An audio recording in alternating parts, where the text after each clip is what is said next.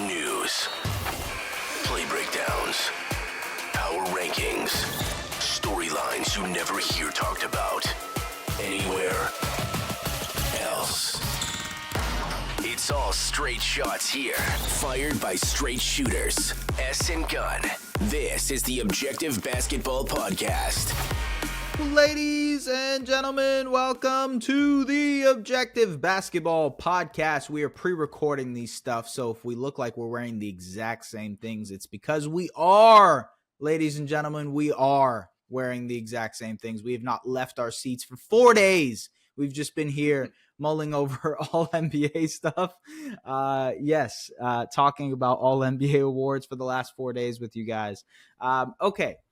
We're going to go through our All-NBA lists. Lauren, I was very rigid in terms of the positionless stuff. I just said, screw it. I don't care about positions. If the NBA doesn't care about positions, I don't care about positions. I'm just going based off the 15 best players this season so far. There are some cuts that I feel bad about and I don't feel too great about, and we can talk about that. But there are also like clear-cut ones where it's like, okay, these guys are obviously on there. And I think we can kind of go through this and just sort of agree on guys that are just clearly going to be in this, okay? Joel Embiid, yes. Okay, let's do that. Right? Yes. Joel Embiid, yes, very clearly. Nikola Jokic, yes. Luka Doncic, yes. Shai Gilgeous-Alexander, yes. LeBron James, yes. So far this season, just wanted to throw it out there. KD, Kevin Durant, yes. Kawhi Leonard, yes. Giannis Antetokounmpo, yes. Tyrese Halliburton, yes. Steph Curry, yes. Jason Tatum, yes. Donovan Mitchell, yes. After that, I'm all ears. And there's like that leaves 3 open spots. Okay? For the following names: Damian Lillard, Anthony Davis, Anthony Edwards, Tyrese Maxey, Kristaps Porzingis, Jalen Brunson, Julius Randle, Jimmy Butler, Bam Adebayo, Trae Young, Scotty Barnes, Karl Anthony Towns, Rudy Gobert, Domantas Sabonis, De'Aaron Fox, Devin Booker, Anthony Davis, or I mentioned Anthony Davis, Zion Williamson, Brandon Ingram, Alperen Şengün. I just listed like another 4 All-NBA teams. Oh, no. So like, God. Yeah, there's a lot. And by the way, I think at the end of the year, Devin Booker will be a lock. It's just that he has missed a considerable amount of games to start this year. And so I sort of was like, I don't know. I'm not too sure. But the guys that are absolute locks for me are the guys I mentioned in Embiid, Jokic, Luka, Shai, LeBron, KD, Kawhi, Giannis, Hallie, Steph, Tatum, and Mitchell.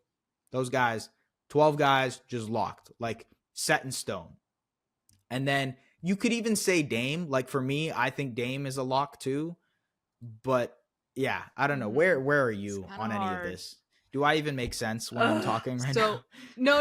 You made sense to me. I was like, okay, let me look at my list. Am I a crazy person? I do not have Devin Booker in there only because I don't think he's gonna hit the 65 game requirement. And I was like, I gotta find a way to start kind of narrowing it down a little bit. It's very tough. The three that I kind of am like, okay, who's the odd man out here? Because I feel like pretty good about my list and kind of how my own criteria, and I'm sure we'll get to it. But the 3 to me that I'm like, who's the odd man out here between Dame, De'Aaron Fox, and Trae Young? Because as much as Atlanta has struggled, Trae is incredible, top 10 in points, and he's top 2 in assists. And so I'm like, I don't want to overlook that, especially if you're looking at like production and category and where Dame slots compared to someone like Trae Young. I don't think that you can just jump over that, because all NBA to me is more about stats than it is about team success, which is something that like I agree. Really don't get on board with that a whole lot. And so really? Wait. So Well, So why? no, I mean like, well, maybe I said that poorly. What I meant to say was normally a lot of my criteria when I'm comparing players is a lot of the criteria and context is based around team success. And so Right. but this is like the one scenario with the all NBA individual selections that I'm like, okay, like all-star voting, all-star selections. I'm like, well, your stats are pretty good, but where's your team? That is something Right. where it's like, Yeah. you're individually picking players similar to what we're doing here, but the context for me is completely different. And so one, to me, team success means a whole lot more. So weird, Yeah, but fair. that's how I go about it. No, I agree with you. I actually think so. I look at this, I look at all NBA more of like well, all-star is giving you acknowledgement for team success and the player stats. All NBA to me is just like who were the 15 best players in the NBA that year in terms of their numbers, in terms of their productivity, irregardless of the team success. And so I kind of lean towards agreeing with that sentiment when it comes to all NBA. But also, like, to be fair, a lot of these guys are on winning teams. And maybe that can be the differentiator. Maybe that can be the final thing between them. It's just tough. Tough, very, very tough. So like, where do you lean with those final spots? I guess Well, okay, it's how hard about this? because I'm going okay, yeah. I'll just Go say for this. it. Like, nobody should be questioning the guys who are in the MVP race in terms of them being locks for first team All NBA. Embiid, Jokic, Luka, Shea, those guys are hard locks, right? They're not getting All NBA. Like that's just no question. And then for that final All NBA first team spot, you can say LeBron, you can argue Kawhi, you can argue KD, you can argue Giannis, Hallie, whoever, right? I think you can go either way with that. And of those names I just mentioned, most of those guys will be second team All NBA. Steph, Tatum, Mitchell have been really sensational. Steph, despite his team success, has been absolutely phenomenal, just absurd in terms of the shooting department, the production, all that stuff has been incredible. Now, to be fair, they are losing the minutes with him on the floor, which is a rarity, some kind of anomaly, if you will. And yeah, that's been a weird thing that's happening this year, but he's still very good and still deserves to be on an All NBA team this season. Especially with positions, it kind of throws it out there. Like, just kind of looking at it, I have 1, 2, 3, 4, 5, 6, 7 guards, whereas usually I would have 6, right? So I'm able to squeeze in another guard and maybe cheap out on one of the forwards. And in terms of big men, there's 3 big men, but Embiid and Jokic are now first team, whereas AD for me is third team. So, okay, I have my 3 final spots. You know, of those 12 that I mentioned, I have 3 that I'm locked into, and I will tell you those 3.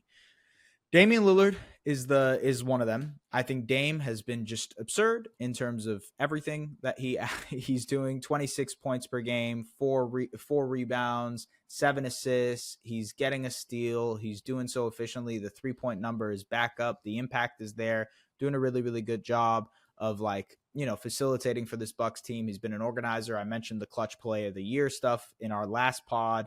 So yeah, for me, that would be 100% part of it. Dame is in there for me. The other guy that I think is a lock, not a lock, but a guy that I would put in one of those final spots is Anthony Davis.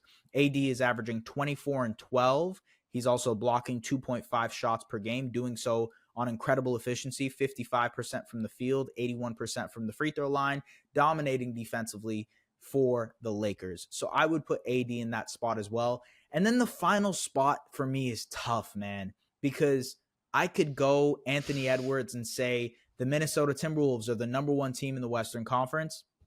Anthony Edwards is putting up 25, 5 and 5. He's doing so on pretty good efficiency, 45, 38, 85, and he's impacting the game on numerous levels. He's improving as an assist, playmaker and whatnot. So Ant deserves to be an All-NBA member this year. But then you say, well, look, like Tyrese Maxey is kind of putting up the same numbers and doing so pretty efficiently. And like the Sixers are doing pretty well as well. Like they're not that far off. And hey, Jalen Brunson is also putting up very similar numbers, and the Knicks are doing really well. And like when he's on the floor, the Knicks are winning by like 1,000,001 points.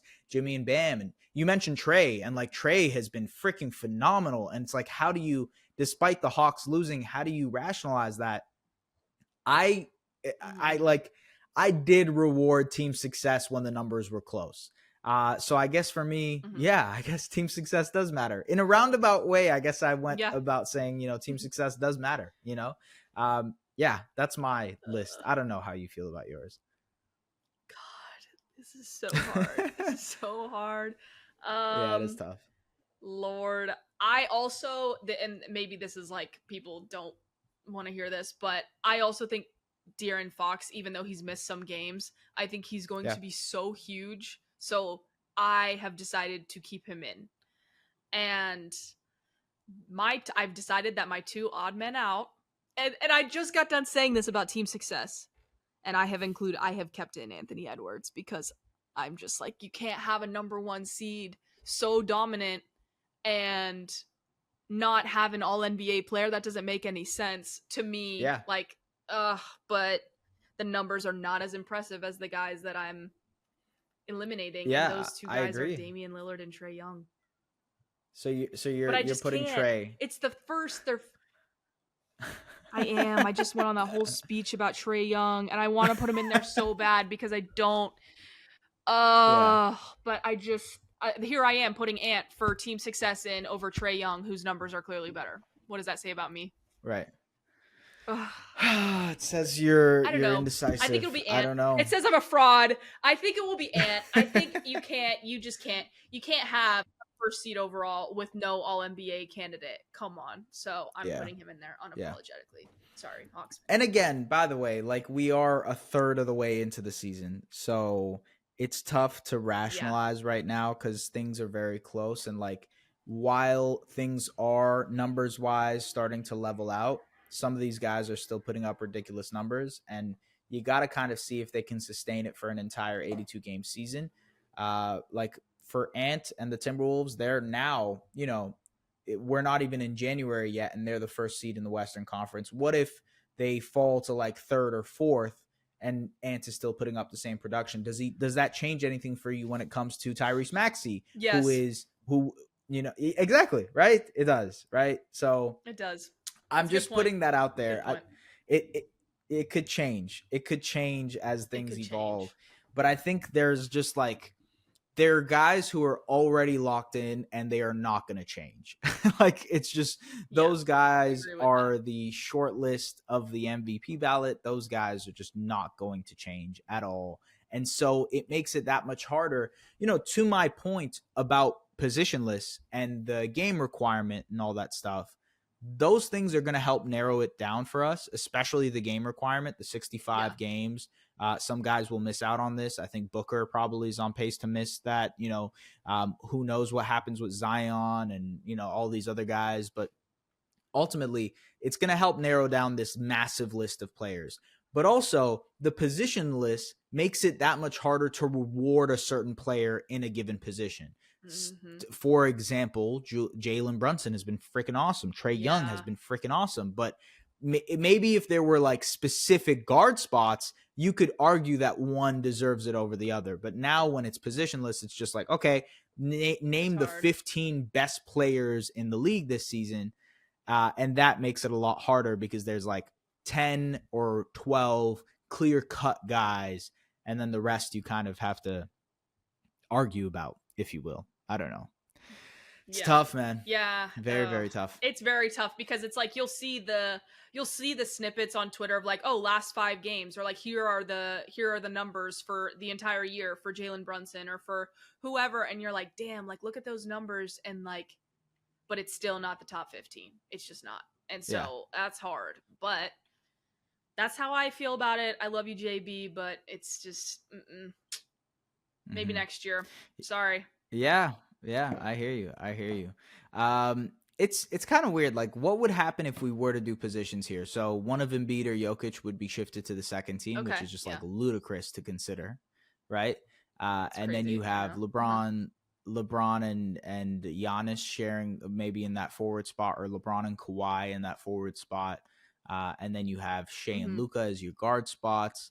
And then on that second team, you'd have Jokic, and you'd have KD and Giannis, or KD and Kawhi, whoever you decided. And then you'd have Halliburton and Steph. And then in that third spot, you'd have another big man. I have Anthony Davis in that. Like, I think AD deserves an All-NBA spot. So AD would be your big man in that one. Your front court players would be Tatum and, I don't know, Jimmy, Bam, Zion. See, it becomes Kawhi. trickier. Did we say Kawhi now. already? I already did say Kawhi. So I feel like we're leftovers. What about LeBron? Do we have a already did say leftover? LeBron. Oh, we do. Yeah, you're right. You're right. We do have a leftover. Yeah, you could throw in Who's Ant. our leftover? So, okay, I we'll do think it again. we have a okay? leftover. It's either KD or yeah. Do it again. Okay, so Embiid would be your first team All-NBA center. Then the two forwards would be LeBron and, let's say, Giannis. Okay, and your two guards would be Luka and Shea. And then your second team All-NBA center would be Jokic. And then your two forwards would be KD and Kawhi, and Halliburton and Steph as the guards. And then your third team All-NBA center would be AD. The forwards would be Tatum and insert whoever. And your guards would be between Mitchell, Dame, Ant, Maxey, Brunson, Trey, whoever, right? Yeah.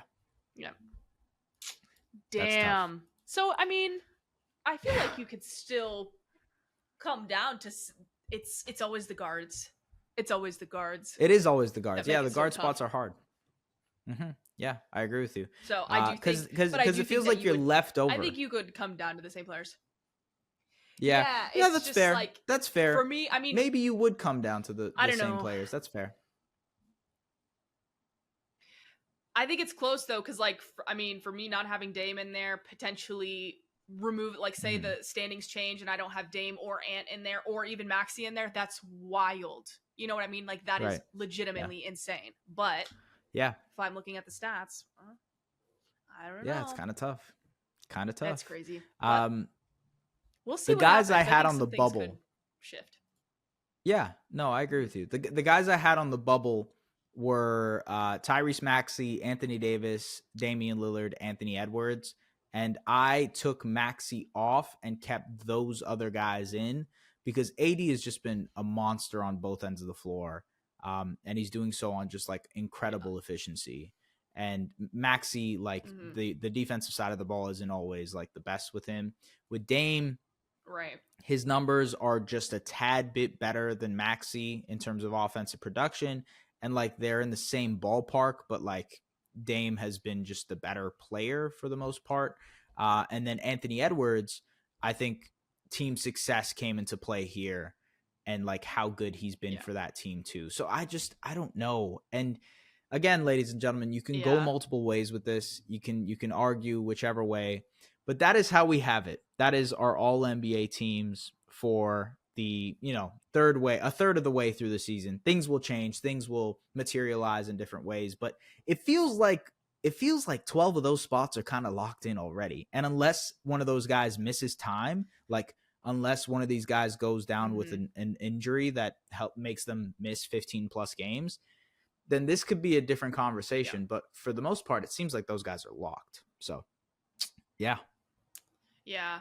That 65 game is going to be, I'm wondering how much that's really going to take guys out of the running, because I'm like, that's a lot. Like, that's a lot. So, I mean, we'll see. I'm kind of wondering, like, Kawhi, AD, those two, maybe even LeBron, maybe, I doubt it, but maybe even LeBron, maybe even KD, maybe even Luka with the freaking ankles. Like, I don't know. And so I wonder how many numbers, or not numbers, I wonder how many names we're going to see ticked off because of that in this first year of these new rules. So TBD. Yeah. It'll be good. Interesting. TBD indeed. So we are probably, would this be our final pod of the New Year's? It will be our final pod of the New Year's. Yeah. So the next time we talk to you, it'll be another year, 2024. I guess I'll do something fun here, okay? If you had one thing, one resolution for your team, for your Dallas Mavericks, one resolution for 2024, what would that resolution be? By the way, I can just spoil you guys for my Toronto Raptors one. It's very simple, and it's make a trade, pick a direction. It's a very simple resolution for the Toronto Raptors. I don't need to explain too much for you guys. They just need to pick a damn direction and make a trade. It's about as simple as I can get. For your Dallas Mavericks, what would be one New Year's resolution you have? Oh my God. I'm going to be nice because I don't want to be getting in trouble anymore. I am going to say, God, I can't. I gotta say it. It's gotta be a new coach. I gotta say it. New coach? Sorry. Oh wow, really? Sorry, okay. If you're listening, I'm sorry. Yeah. And I'm sticking to that. I'm sorry. Okay, so Jason, so that's my resolution. At some point in 2024, the Mavericks find a new head coach, is what you're saying. Everything that I everything that I want them to do, they will do it. I trust Nico, and I trust even Mark's influence with the trades. I trust them to go do, like, they've earned my trust with the moves that they make, the way that they draft, how aggressive they are. I trust them. Yeah. The one area that I don't trust, that I think that is it's so hard for me to see, like, multiple playoff series wins, is like the final game possessions where things are close and there's like no creativity, or when games completely slip away because there's no flow to the offense. When you have someone like Luka, you have someone like Kyrie who can, make something out of nothing. When there's no flow and you have those two guys, like, I want to pull my hair out. And so it's something that I'm like, on one hand, there have been guys that have performed really well, like Dante Exum, the adjustments that the coaching staff should get credit for that. But there are some things where I'm like, these in the long run, if the ultimate goal is to really win a championship with Luka in the Luka era, the main fundamental issues are still there. And I am very concerned about that. I hope that I'm wrong. I hope they prove me wrong, but I still have not seen enough improvement on that front. I like the confidence. I like the confidence in the pick, because for me, it's very ambiguous, right? It's just pick a damn direction for the most part. You guys. Hey, listen, I know it's the holiday season. And I very much so doubt that the Raptors would make a trade on Christmas, to send someone to a different team. But who knows? Maybe they've picked a direction by the time this records and this.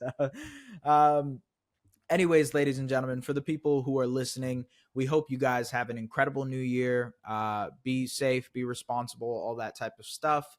Thank you very much for tapping into the Objective Basketball Podcast. We are officially going to be done our first year on this podcast, which is really cool to see. We've been doing at it for a year. Pretty crazy, actually, to consider that we've been doing this for a year. Crazy. And hopefully more to come. We'll see. I mean, shit, I haven't been told anything. Hopefully I don't know anything. But yes, I'm sure you're going to be hearing from Lauren and myself in the new year.